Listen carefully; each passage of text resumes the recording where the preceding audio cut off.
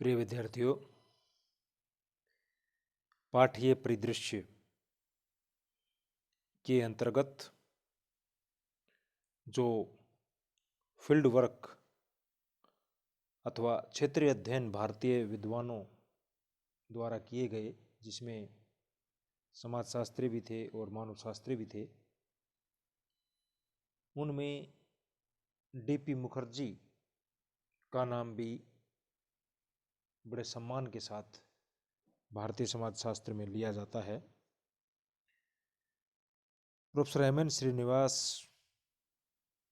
GS. Ghurye और N.K. Bose के क्षेत्रीय अध्ययनों के बारे में आपने इससे पहले वाले वीडियोज़ में काफ़ी डिटेल में समझ लिया है। एक और प्रसिद्ध नाम इसी कड़ी में क्षेत्रीय अध्ययनों में आता है और उनका भी भारतीय समाजशास्त्र में योगदान अविस्मरणीय है। डीपी मुखर्जी का जो योगदान है भारतीय समाजशास्त्र में, वो समाजशास्त्र के क्षेत्र से अलावा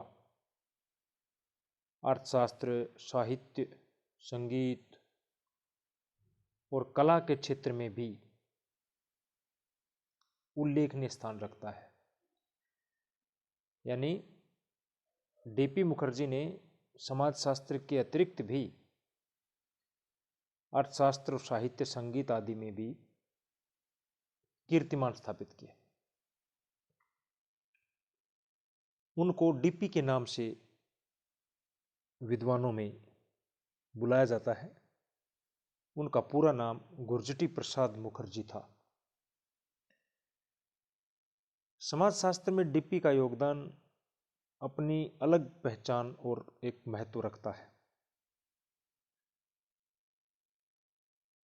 उन्होंने अपनी प्रसिद्ध पुस्तक समाजशास्त्र की मूल अवधारणाएं लिखी और समाजशास्त्र की मूल अवधारणाओं में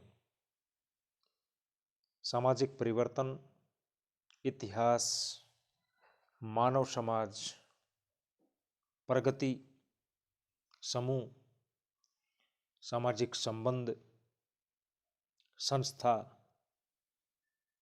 आदि विभिन्न अवधारणाओं पर अपने मौलिक विचार डीपी मुखर्जी ने प्रस्तुत किए। यानी आप यूं कह सकते हैं कि समाजशास्त्र की कोई ऐसी अवधारणा नहीं बची, मुख्य अवधारणा, जिस पर डीपी मुखर्जी ने अपने विचार व्यक्त ना किए हों। उन्होंने कमोबेश सभी कॉन्सेप्ट्स को टच किया। यानी अपने विचार जो है समाज, समूह, संबंध, संस्था, समिति, अंतःक्रिया आदि सभी अवधारणाओं पर अपने विचार खुलकर प्रस्तुत किए। डीपी मुखर्जी ने इतिहास की मार्क्सवादी व्याख्या प्रस्तुत की और आप ये कह सकते हैं कि भारत के समाजशास्त्र में मार्क्सवादी परंपरा के विद्वान जो थे, उनमें सबसे जो मुख्य नाम जो थे, उनमें डीपी मुखर्जी उल्लेखनीय था। राजनीतिक आंदोलन को डीपी सामाजिक और आर्थिक परिवर्तन का अंग मानते थे। उन्होंने अपना अध्यापन अपने निवास स्थान के बंगवासी कॉलेज से प्रारंभ किया। 1922 में डीपी ने लखनऊ विश्वविद्यालय में अर्थशास्त्र और समाजशास्त्र की व्याख्याता का पद ग्रहण किया। यानी उस समय समाजशास्त्र विभाग स्वतंत्र नहीं होता था। अर्थशास्त्र और समाजशास्त्र संयुक्त विभाग, और उस समय वो अर्थशास्त्र और समाजशास्त्र के शिक्षक बने 1922 में लखनऊ विश्वविद्यालय में। 30 वर्षों तक आपने लखनऊ विश्वविद्यालय में शिक्षण कार्य किया और आप जो है समाजवाद के प्रति प्रतिबद्ध थे और प्लानिंग में विश्वास रखते थे, योजना नियोजन में। वे वर्ग एवं विशेषाधिकारों के भी विरुद्ध थे, यानी समाजवादी विचारधारा को मानने वाला व्यक्ति विशेषाधिकारों का विरोध करता ही है। वे समस्त ज्ञान की एकता और अनुभव के एकीकरण में विश्वास रखते थे। वे मानते थे कि एकता बहुत बड़ी चीज है, एकीकरण, यानी कोई भी समाज में विशेष नहीं है, सब लोग समान हैं। डीपी मुखर्जी को भारतीय समाजशास्त्र की मार्क्सवादी विचारधारा का अग्रज या उनमें मार्क्सवादी विचारधारा का अग्रणी विद्वान कहा जा सकता है। उनकी समाजशास्त्रीय अवधारणा का तत्व व्यक्तित्व है।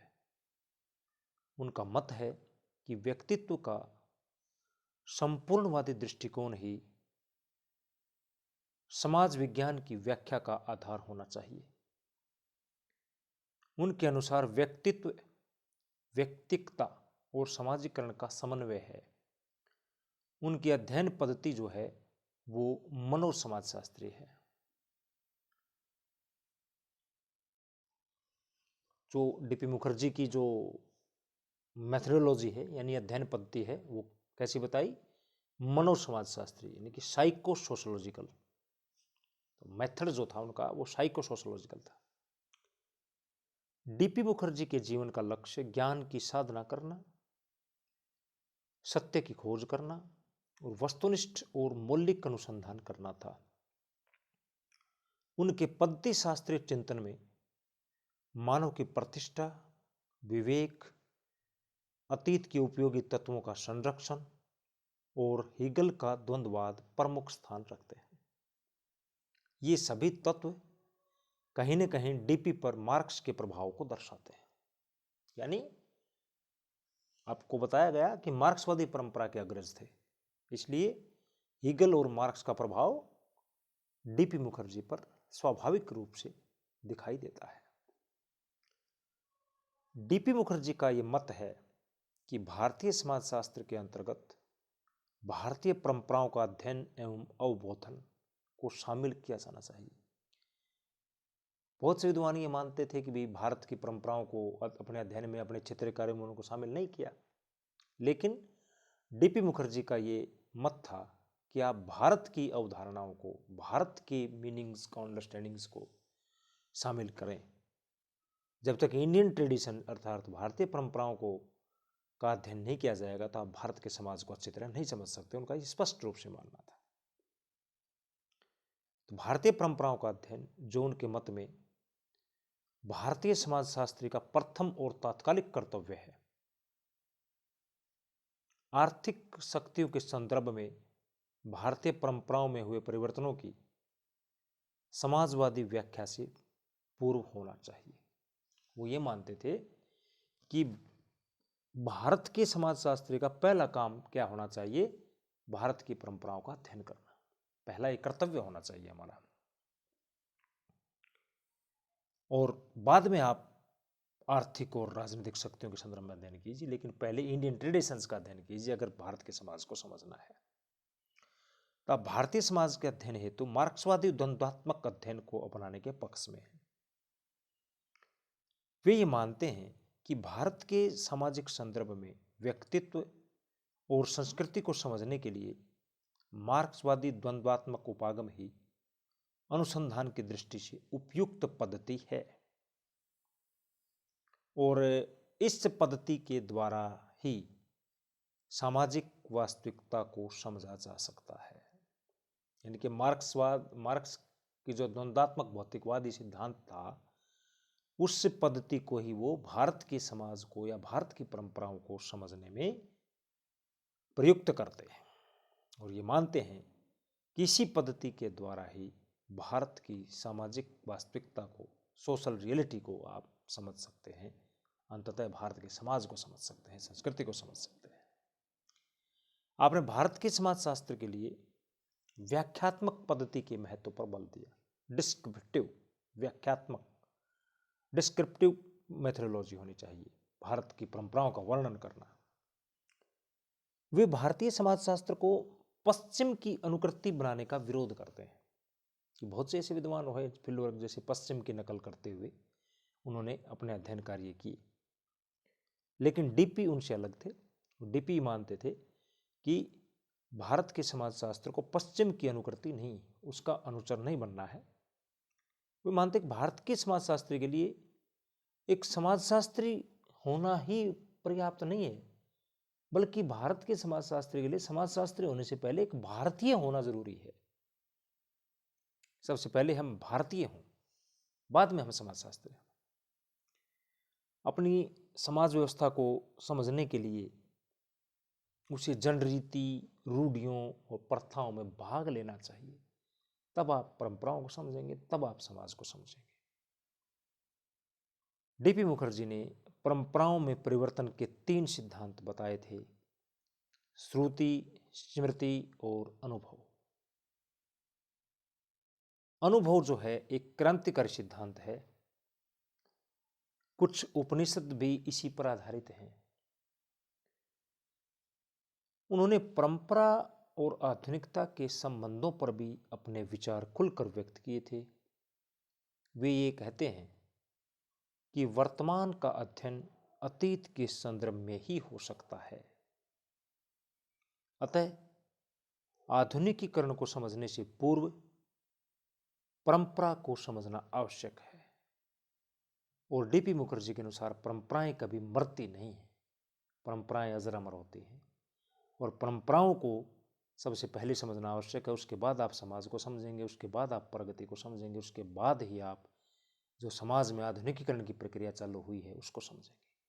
तो आधुनिकीकरण को आप सीधे नहीं समझ सकते, उसके लिए सबसे पहले आपको परंपरा को समझना पड़ेगा।